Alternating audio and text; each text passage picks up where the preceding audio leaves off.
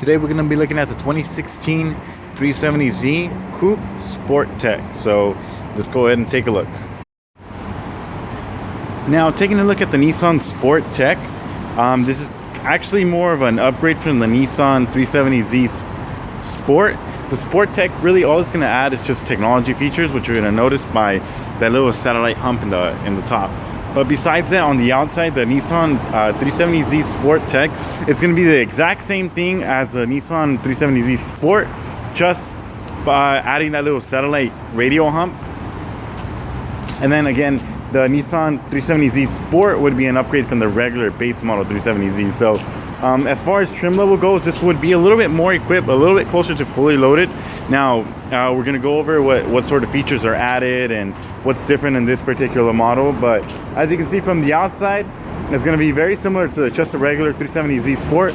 Just on the inside, as you can see there, it has like the navigation and backup camera and all the good stuff. So just to give you a brief rundown, I'll go into it a little bit more detail in a different video when I'm covering the Nissan 370Z Sport. But what the Sport Tech is compared to the regular 370Z is a 19-inch alloy wheels sport style. So this is going to be a little bit different than the 18-inch alloy wheels you're going to see on the 370Z base,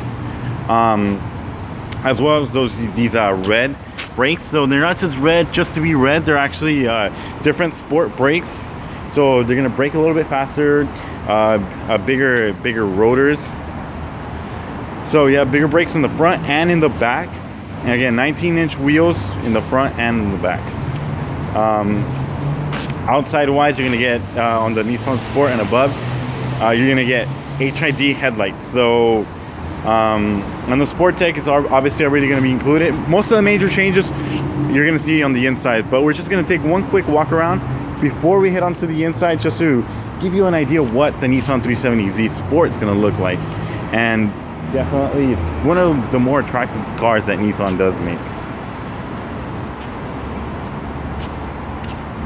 Over here in the back, you're going to incorporate actually LED lights. So it's going to be a bunch of LED bulbs. They're going to progressively get bigger for 1, 2, 3, and 4 lights. So it's just going to give it a really attractive look. And here at the bottom, where what used to be blacked out but red in European markets, actually red now. So just little hints there that's changing from the 16. Again, we're looking at the 2016 370Z. So let's go take a look at the inside and see what changes in this model.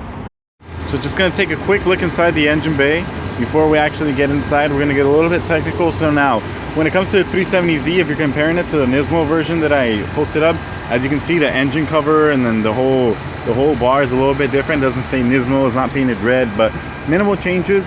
Now, what does change is the power. Instead of 350 like on the Nismo, the regular Z is going to have 332 horsepower. Now, getting inside the car, there actually are a few notable changes. Since this is not the Touring model, you do not get power seats.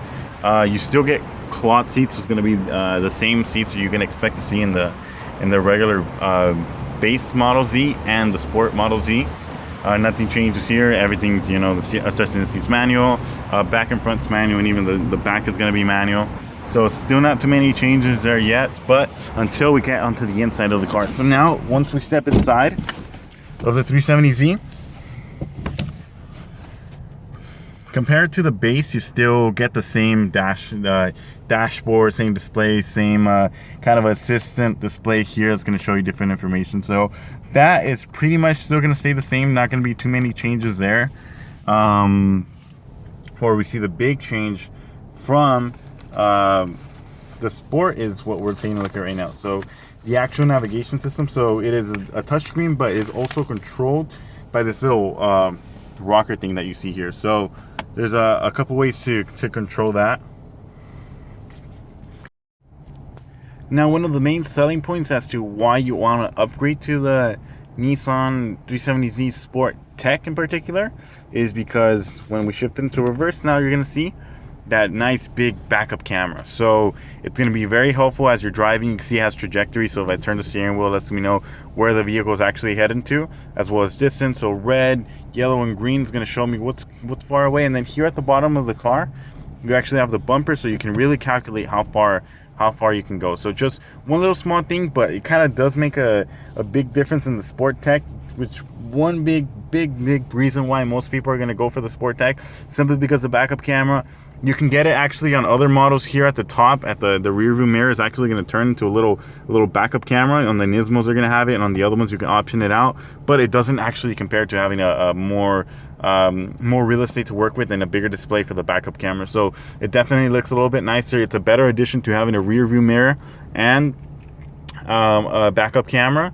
Now, speaking of the rear view mirror, now on the sport tech, the reason why you see these buttons underneath, now this one has a universal home link transceiver, so you actually can connect it to like a garage door, a fence, and a little bit more things in your household. So it makes the overall car a little bit nicer, so you don't have to fumble with your whole garage door or your gate opener, anything like that. It's just connected with your car.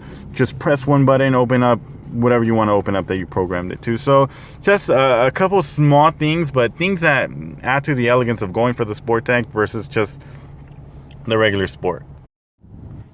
Now this particular one is going to be the automatic one, which is kind of obvious here. It's automatic with controllable shift, so you can actually shift down and shift up. That's why it's in one right now. If we were to take it for a drive, you can go to first, second, third, and fourth, or put in regular drive, and you can see drive right there. Now what does make the sport model different, and then obviously this one, the sport tech, you have these paddle shifters. So these are actually magnesium paddle shifters. So something only available on the automatic. If you go for the stick shift, obviously because it's a stick shift, there's not going to be any paddle shifter to work with. Just something to keep in mind. But like I said, the main thing with the Nissan 370Z Sport is just simply this right here that we're looking at, the navigation system. So you have the maps button, you know, the whole controllable thing here through the rocker, like I said, so you can control it different ways or touch it to where you want to go. You have the radio display right there, so you can control the radio, so the satellite radio, the auxiliary. But the cool thing with this one now is now you're adding Bluetooth streaming. So on top of Bluetooth hands-free that comes standard on the 370Z, you also have Bluetooth streaming. So the good thing about it, you can play your music through Bluetooth now. Connect your phone and get like different call information. But if you press the auxiliary button again, you go into this display here. So now, see the screen is now blue because it's waiting for us to really input a DVD in there. You have USB here. You have the DVD or whatever, the three color things if you want to hook something up, and then the cigarette lighter there. So materials wise, quality wise, it's very similar to what the base model. It's just adding a whole bunch of technology features on the outside. Like we covered, you do have now, again, just going to repeat a couple information, 19-inch alloy wheels, sport tires, so it's going to give you a really attractive look on the inside. All of the 370Zs are going to have the push button start and then the whole Nissan intelligent key, so overall it's going to be good. Continuing on to how the whole radio display is going to look, you have a couple things you can change there, like settings, the status of the vehicle. It's going to show you different pretty cool information. We're not going to take this one on a test drive today, pretty obvious, because we've already driven a couple seasons in the past, so it's not going to drive too different, but just trying to give you the best overall look that I can.